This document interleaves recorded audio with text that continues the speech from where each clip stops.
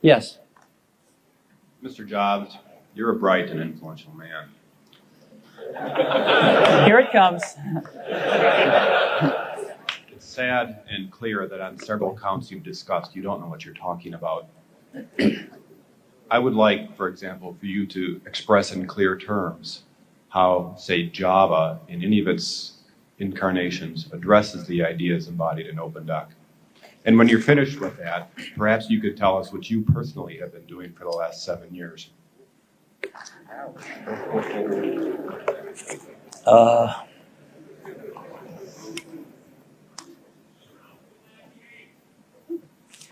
You know, you can please some of the people some of the time, but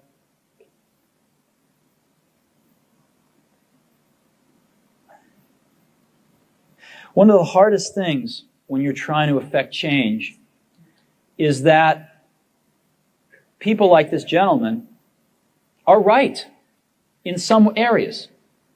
I'm sure that there are some things OpenDoc does, probably even more that I'm not familiar with, that nothing else out there does. And I'm sure that you can make some demos, maybe a small commercial app that demonstrates those things. The hardest thing is, how does that fit in to a cohesive, larger vision that's going to allow you to sell $8 billion, $10 billion of product a year? And one of the things I've always found is that you've got to start with the customer experience and work backwards to the technology.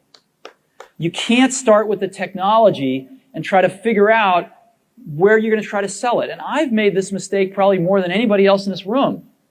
And I've got the scar tissue to prove it. And I know that it's the case. And as we have tried to come up with a strategy and a vision for Apple, it started with what incredible benefits can we give to the customer? Where can we take the customer? Not starting with, let's sit down with the engineers and figure out what awesome technology we have, and then how are we going to market that. And I think that's the right path to take.